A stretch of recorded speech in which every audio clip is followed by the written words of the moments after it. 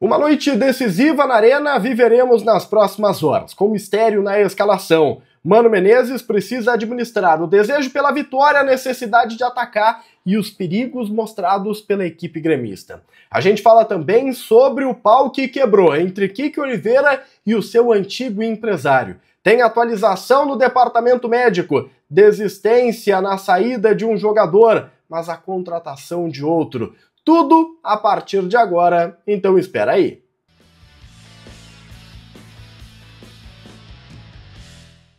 Salve galera, tudo certo com vocês? Chegando aqui no A Dupla para destacarmos o Grêmio. Eu sou o Matheus Dávila e nós vamos juntos para falarmos sobre as últimas horas. Esse é o Diário do Grêmio KTO. Deixa o like, compartilha o vídeo, te inscreve no canal, ativa as notificações e vem fazer parte do A Dupla. kto.bet.br para você jogar com responsabilidade. Se diverte, responsabilidade, juízo na hora de palpitar. Copa do Brasil, tem muita zebra, lembra que a aposta pode fazer você perder dinheiro, é uma brincadeira lá na KTO e o Grêmio é o favorito, tá pagando 1,28, o CSA tá pagando 10,50, cara, o Grêmio tem a faca e o queijo na mão, mas tem que saber aproveitar. Liga do Milhão, chama os teus amigos, aproveita as odds lá na KTO e juízo, sempre aquele recado, juízo na hora de palpitar. Gente, vamos falar desse jogo, 9h30 da noite, o Grêmio encara o CSA, vale vaga nas oitavas de final da Copa do Brasil, é uma partida muito importante, inclusive pro moral do time, né? O Grêmio perdeu pro CSA no primeiro enfrentamento lá no início do mês de maio, dar essa volta por cima pode ser um recado importante para os torcedores estão descrentes, apenas 13 mil são esperados na Arena, para um jogo decisivo, um jogo de Copa. A gente sabe o que a Copa do Brasil significa para o torcedor gremista historicamente, mas o momento não está atraindo. Não está atraindo, né? O Grêmio precisa vencer por 2 gols de diferença para classificar de maneira direta, sem a necessidade dos pênaltis. A vitória por 1-0 leva a disputa para as penalidades. E chama atenção esse público, né? A Arena normalmente em Copas do Brasil está lotada, mas isso não vai acontecer nessa noite. O Grêmio vai precisar lidar com isso.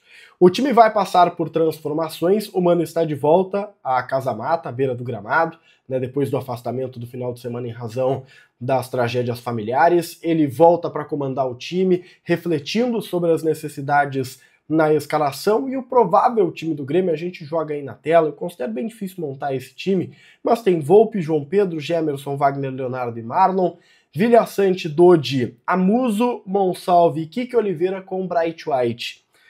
O Amuso tá ganhando espaço, tá? O Amuso é um cara que tem conquistado o Mano nos trabalhos, nos treinamentos e deve ganhar uma oportunidade entre os titulares.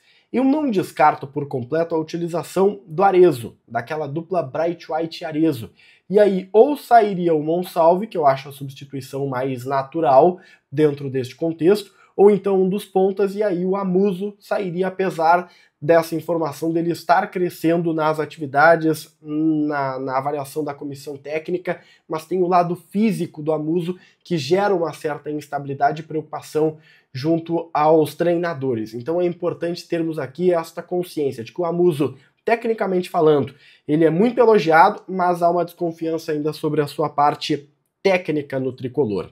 É um jogo, repito, muito quente. No detalhe, você que vai ao estádio vai ver um jogo tenso do início ao fim.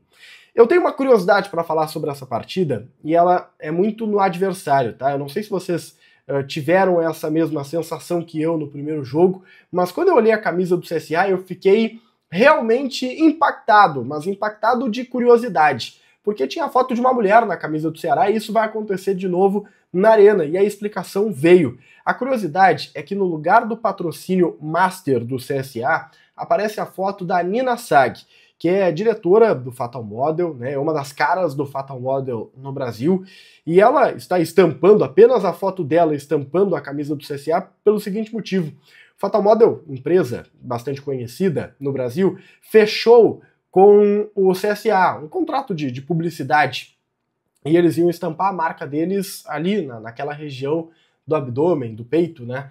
E o Ministério Público do Alagoas, do estado do Alagoas, acabou vetando a publicidade, proibindo a publicidade do Fatal Model. Então, como alternativa, o clube e a empresa chegaram na ideia de utilizar a marca, ou melhor, o rosto que representa a marca, que é o rosto da Nina. Então eles colocaram uma foto da Nina, a gente tá vendo as fotos aí, eu achei essa ideia sensacional, porque, primeiro, que eu não entendi o motivo do MP bloquear um patrocínio de publicidade, né? E segundo, que o acordo já estava fechado, foi uma alternativa. E aí eu venho com a reflexão que nós fizemos na hora da dupla KTO. O Ministério Público do Estado de Alagoas, o Ministério Público alagoano, ele tentou vetar uma publicidade e acabou dando mais luz, né? Porque eu, quando vi isso no primeiro enfrentamento, fiquei muito curioso com quem é essa mulher, por que ela está estampando a camisa do CSA.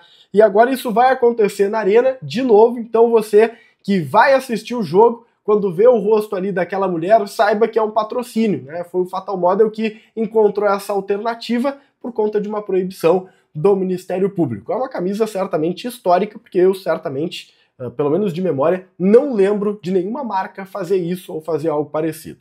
Enfim, só curiosidade deste enfrentamento.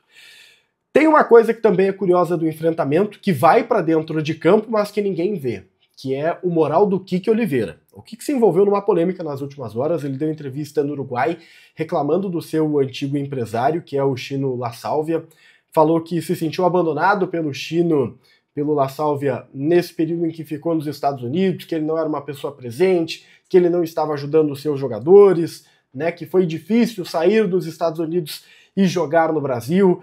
Também desmentiu informações de que ele devia dinheiro ao empresário, eles romperam, né, o que ele não está trabalhando mais com La Sálvia.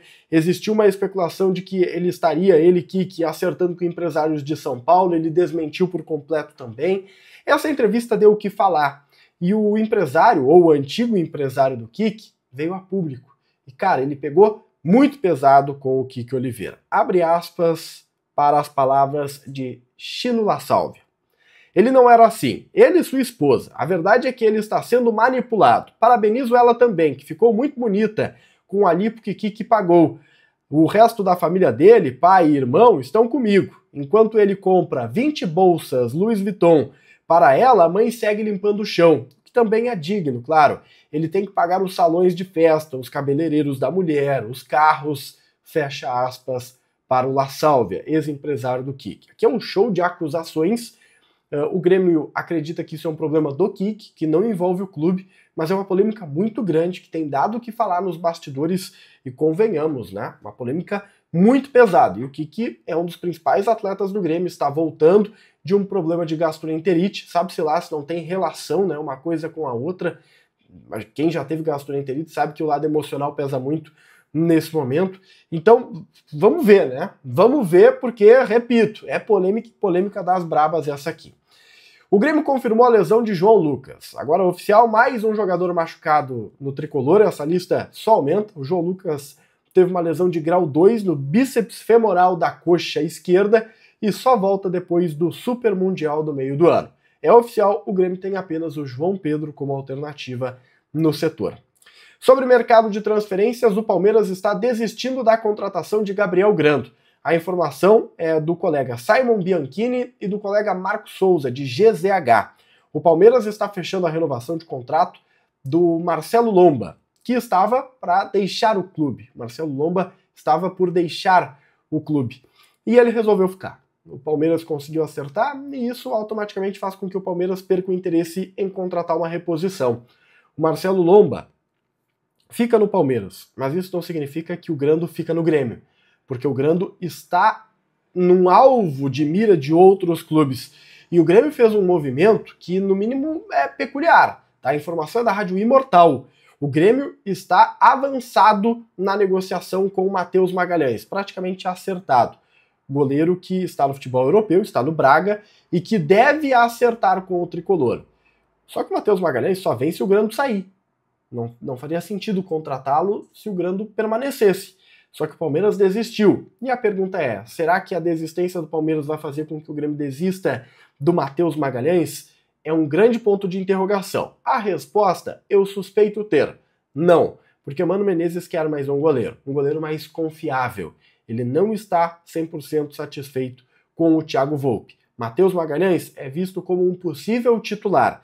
Então, não necessariamente o movimento do Grêmio está ligado à saída do Grando, mas pode estar mais ligado ao desejo do Mano de ter uma outra alternativa para a posição.